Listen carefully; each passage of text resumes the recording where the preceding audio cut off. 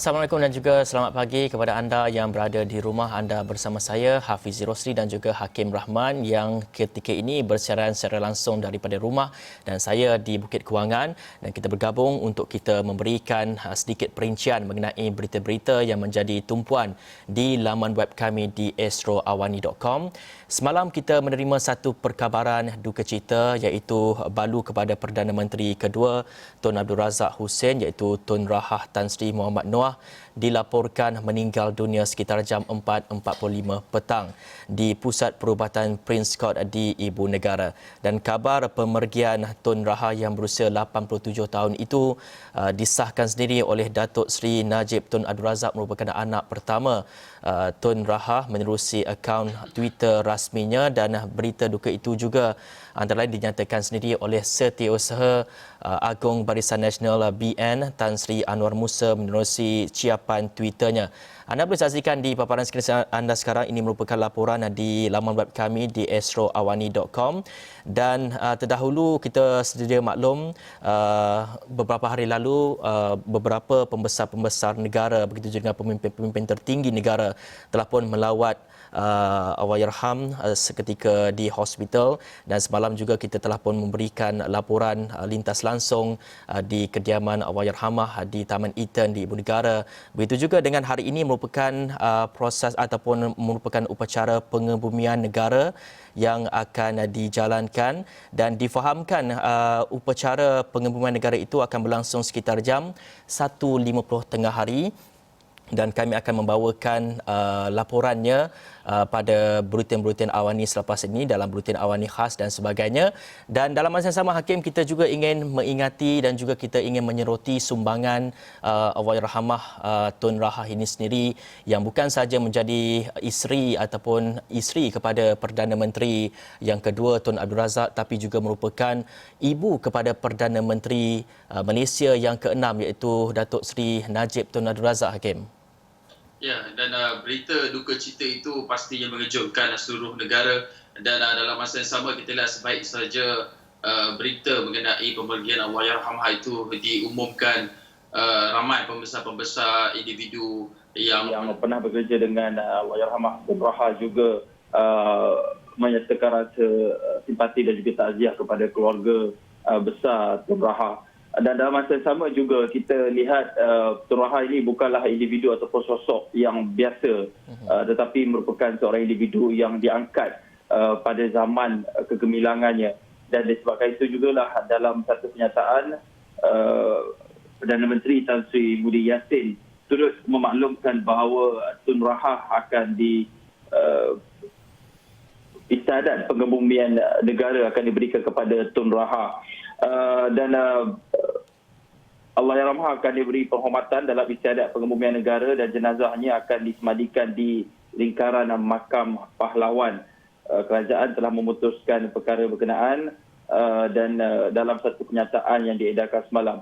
Okey, siapa sebenarnya yang pernah ataupun berada di lingkaran makam pahlawan ini? Antara yang negarawan yang turut dimakamkan di situ adalah Tun Abdul Razak sendiri, bekas Timbalan Perdana Menteri, Tun Dr. Ismail Abdul Rahman, bekas Perdana Menteri Allahyarham Tun Hussein On dan isterinya Tun Suhailah Muhammad Noah, serta bekas Timbalan Perdana Menteri Tun Abdul Ghaffar Baber.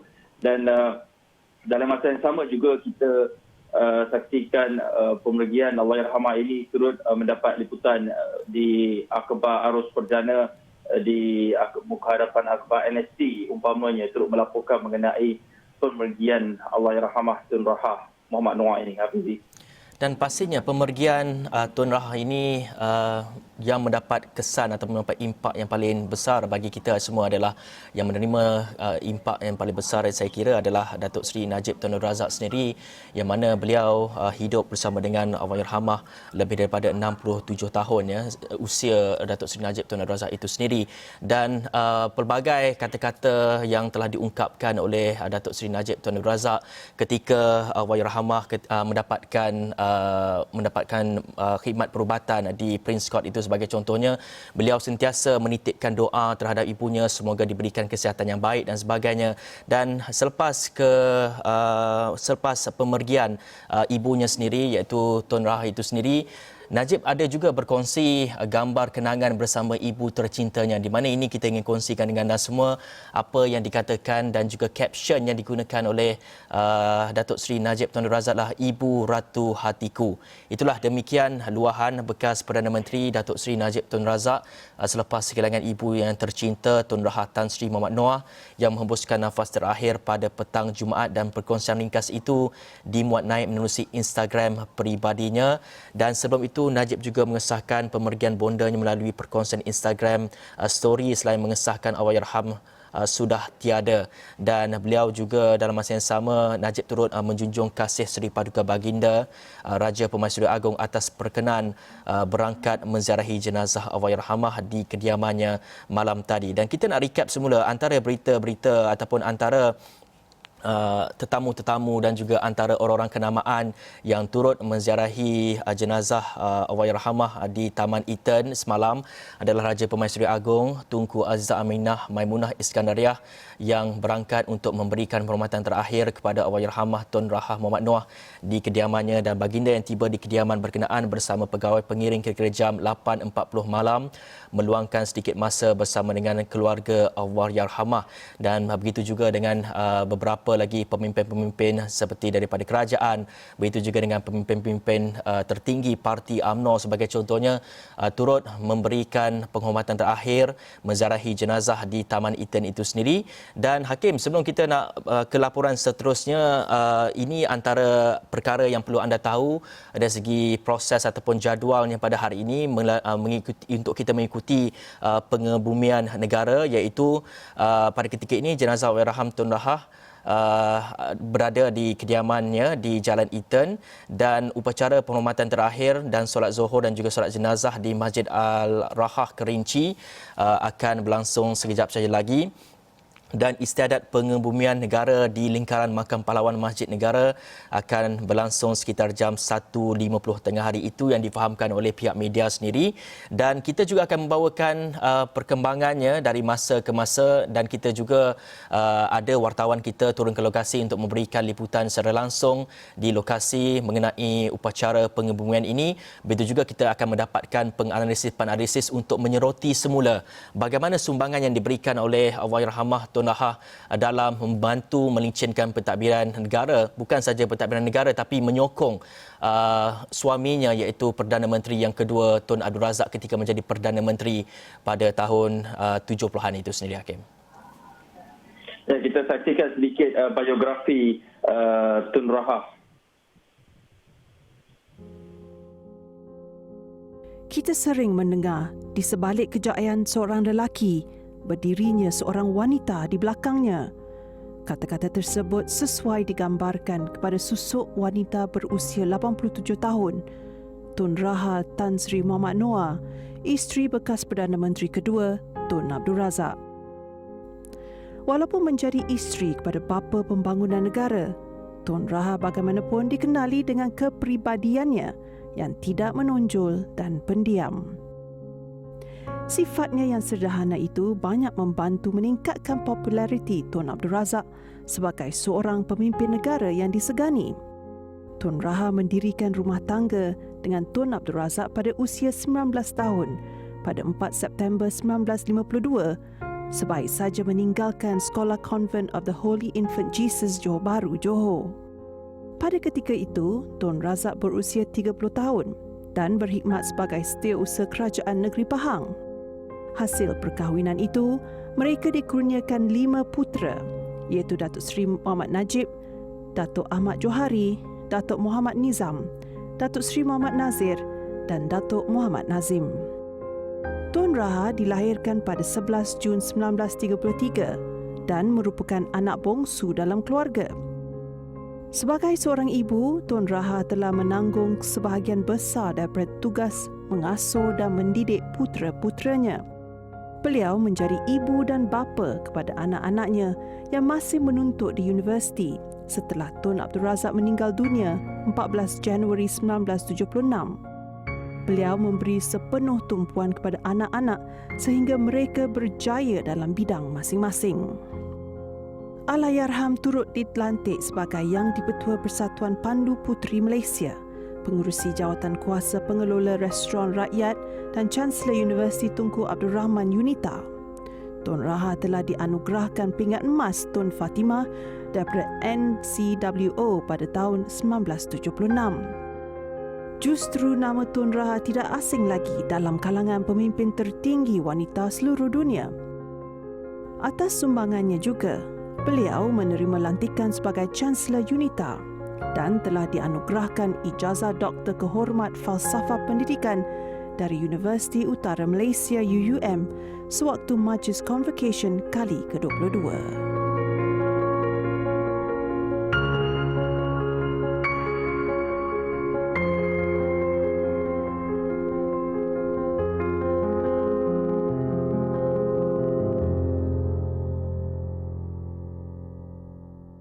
أعوذ بالله من الشيطان الرجيم بسم الله الرحمن الرحيم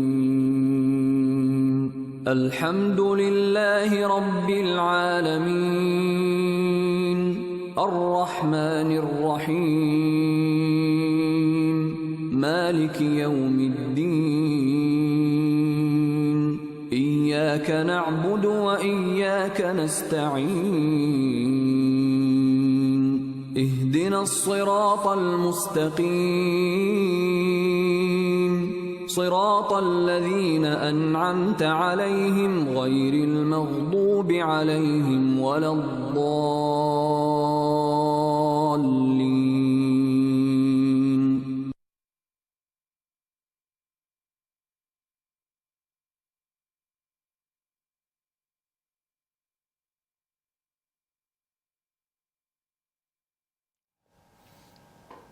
Kami akan membawakan kepada anda liputan dan istiadat pengebumian negara dalam buletin awal khas bermula jam 8 pagi nanti hinggalah ke 10 dan juga hinggalah selesai istiadat pengebumian negara itu.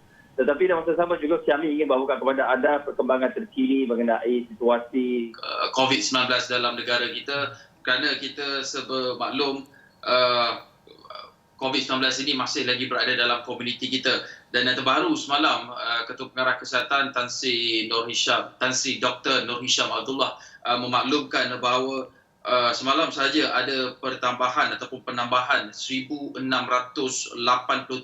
kes baru yang dicatatkan di seluruh negara, menjadikan jumlah kumulatif kes positif COVID-19 sejak awal Februari ataupun Mac lalu adalah 90,816 kes. Dan kita saksikan antara negeri yang menjadi penyumbang tertinggi bagi kes positif harian ini adalah negeri Selangor yang mencatatkan sebanyak 692 kes. Dan kes aktif dengan kebolehjangkitan pula dilaporkan sebanyak 15,140 kes. Tapi alhamdulillah tiada kematian direkodkan akibat COVID-19 semalam. Tetapi dalam masa sama juga kita lihat ada wujud 6 kluster baru seperti yang dinyatakan oleh Ketua Pengarah Kesihatan, dan kita bermaklum bahawa kluster-kluster inilah antaranya kluster tempat kerja yang menjadi penyumbang utama kepada peningkatan angka kes jangkitan COVID-19 ini. Itu ceritanya di dalam negara kita ini, tetapi dalam masa sama kita lihat juga bahawa seluruh dunia sedang berusaha untuk mendapatkan ataupun mencari vaksin. Dan kita tahu ada beberapa vaksin yang telah pun diluluskan penggunaannya, antaranya Pfizer and BioNTech, sebuah syarikat biofarmaceutical di Amerika Syarikat yang telah meluluskan penggunaannya untuk kecemasan, dan sudah ada juga ratusan individu yang telah pun diberikan suntikan pertama vaksin, bukan sahaja di Amerika Syarikat tetapi juga di negara lain seperti di United Kingdom contohnya. Tetapi persoalan ini ataupun penggunaan vaksin ini dilihat hanya di kalangan negara-negara maju saja, dan sebab itu jugalah ada gesaan daripada Pertubuhan Bangsa Bersatu PBB supaya vaksin ini perlu dapat diakses ataupun diberikan kepada semua penduduk di dunia. Ini yang dinyatakan oleh Setiausaha Agung PBB iaitu Antonio Guterres yang menekankan bahawa semua penduduk dunia perlu memastikan mereka dapat vaksin tersebut. Katanya ketika negara kaya melancarkan vaksin buat penduduknya, penting juga untuk memastikan vaksin tersedia dan mampu dimiliki semua, tidak kira di mana sahaja.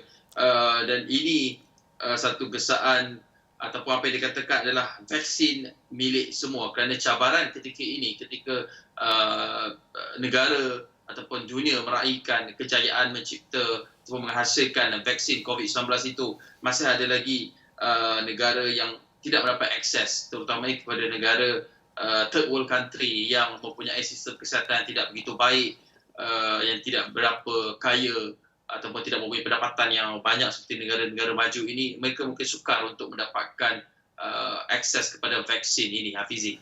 Yang pasti kerjasama dan juga kesepakatan daripada setiap negara, seluruh negara di seluruh dunia ini harus kita mantapkan, kerana ini melibatkan kepada perang kita. Perang satu dunia kita pada hari ini adalah untuk melawan COVID-19 yang apa yang ditegaskan sendiri oleh Antonio Guterres ini merupakan satu pandangan yang amat bernas sekali untuk kita ikuti, kerana vaksin ini perlu mendapat akses kepada semua penduduk dunia untuk kita melawan COVID-19 ini. Dalam masa yang sama kita melihat kepada isu di dalam negara kita, dalam kita mengawal penularan, lebih banyak lagi penularan COVID-19 dan sebagainya, kita mengetatkan SOP kita dan juga kita menjalankan PKP, Perintah Kawalan Pergerakan Pemulihan Bersyarat, dan juga diperketatkan. Dan melihat kepada dalam negara kita, kepada PKP pemulihan dan juga PKP bersyarat ini, kebanyakan kawasan-kawasan di negara kita masih lagi berada dalam kawasan PKPB dan juga PKPP ini. Dan ada juga yang bertanyakan mengenai bagaimana agaknya sambutan perayaan Christmas yang akan berlangsung lebih sekira sekitar dalam seminggu saja lagi. Dan ini penjelasan daripada kerajaan sendiri, di mana upacara keagamaan seperti sambutan Christmas hanya dibenarkan di kawasan Perintah Kawalan Pergerakan Bersyarat PKPB atau Perintah Kawalan Pergerakan Pemulihan PKPP pada 24 Disember dan 25 Disember. Bagaimanapun menurut Menteri Kanan Pertahanan Datuk Seri Ismail Sabri Yaakob, ia masih tertakluk kepada prosedur operasi standard SOP. Sebagai contohnya, ibadat bermula jam 6 petang hingga 7.30 malam, diikuti operasi sanitasi selama 45 minit dan juga disambung sesi kedua pula. Dan pada 25 Disember pula katanya upacara sembahyang dibenarkan bermula pada jam 7 pagi sehingga 1.45 petang dan perlu dibahagi kepada 3 sesi diselangi operasi sanitasi selama 45 minit. Dan masa yang sama juga apa yang dijelaskan oleh Datuk Seri Ismail Sabri adalah melihat kepada tempoh PKP bersyarat di Kuala Lumpur, di Selangor dan juga di Sabah dan juga di beberapa lokaliti. Nampak gayanya apa yang dikatakan oleh beliau adalah dilanjutkan sehingga 31 Disember ini, dan ia, kata Datuk Seri Ismail Sabri, melihat kepada susulan peningkatan kes positif COVID-19 di kawasan tersebut. Bagi di Negeri Selangor sendiri, PKPB ini membabitkan seluruh negeri kecuali di Sabak Bernam, Hulu Selangor dan juga Kuala Selangor yang kini berada di bawah Perintah Kawalan Pergerakan Pemulihan PKPP. Itu penjelasan sedikit mengenai PKP bersyarat. Begitu juga dengan PKPD di beberapa lokasi juga dilanjutkan, antaranya di Persiaran Paya, Terubong, mungkin 13, Pulau Pinang, Kuartus dan juga Penjara Seremban Negeri Sembilan. Itu antara PKPD yang dilanjutkan pada sehingga 31 Disember ini, Hakim. Ya, dan dalam masa yang sama juga kita lihat bahawa walaupun ada beberapa kawasan yang dilanjutkan PKPD-nya dan ada yang contoh di Kuala Lumpur dan Selangor juga yang PKPB-nya dilanjutkan sehingga 31 Disember ini, kita lihat di kawasan-kawasan yang sudah semakin baik, sudah distatuskan ataupun mendapat status zon hijau, kita saksikan ada beberapa aktiviti ataupun kegiatan ekonomi yang sudah boleh mula dibuka semula secara berperingkat. Contohnya, ada beberapa sektor, iaitu sektor pelancongan, kebudayaan, sukan dan juga rekreasi akan mula dibuka secara berfasa bermula hari ini 19 Disember. Tetapi pembukaan semua sektor berkenaan tertakluk kepada SOP berdasarkan lokasi kawasan di PKPB ataupun di kawasan PKPP. Contohnya lagi satu, selain sektor pelancongan, contohnya adalah sektor MICE ataupun mesyuarat, meeting, insentif, conference and exhibition, pameran. Itu sudah boleh dilakukan. Yang keduanya, seperti nak pelancongan, kita nak pergi ke zoo negara contohnya, ataupun taman-taman awam, nature park, dan juga extreme adventure sudah juga boleh dibuka.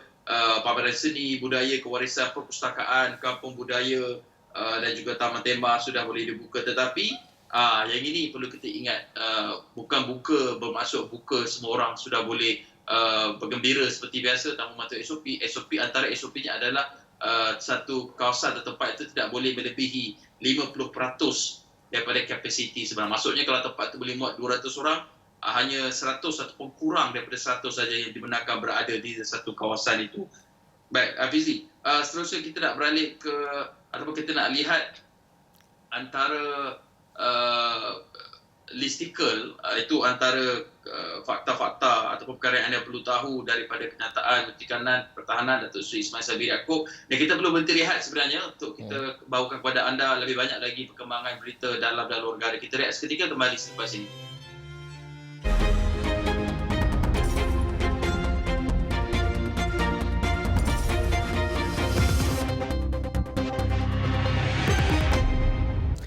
Baik, anda masih lagi bersama saya, Hafiz Rosli dan juga Hakim Rahman. Dalam Awani Pagi, kita nak recap semula berita-berita yang menjadi tumpuan di laman web kami di astroawani.com.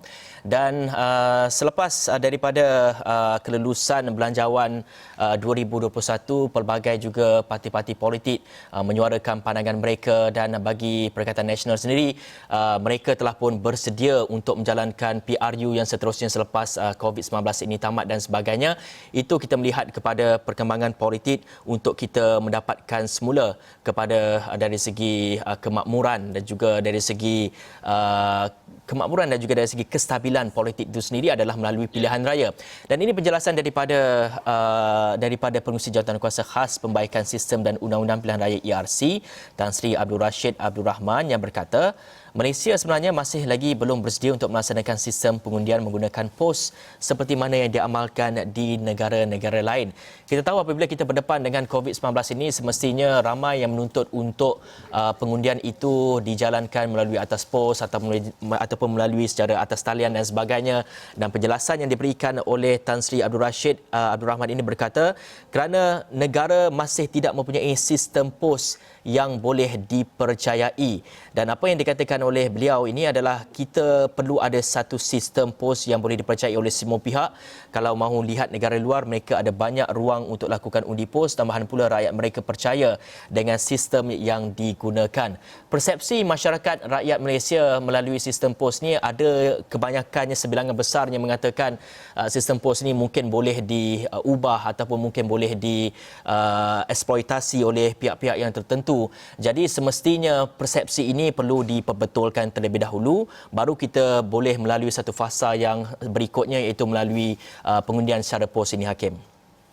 Ya, saya kurang pasti apa yang disebutkan oleh Tan Sri Abdul Rashid Abdul Rahman ini.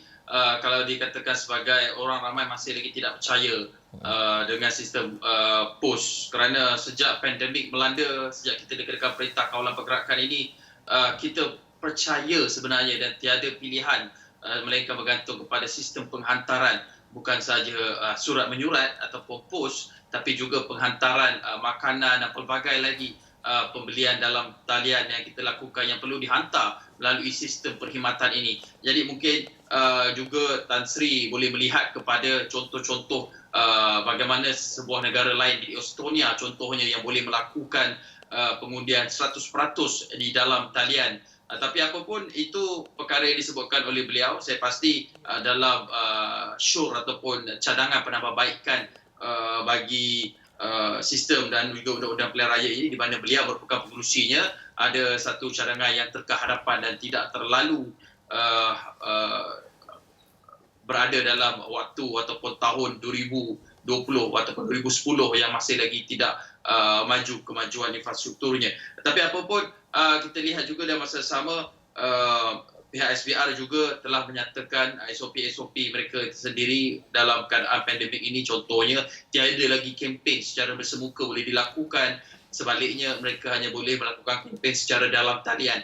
Itu daripada pihak SPR yang telah menetapkan untuk PRK Dun Bugaya dan juga Parlimen Gerik, tetapi tidak dilaksanakan kerana pengisytiharan darurat di kedua-dua kawasan Parlimen dan juga Dun tersebut.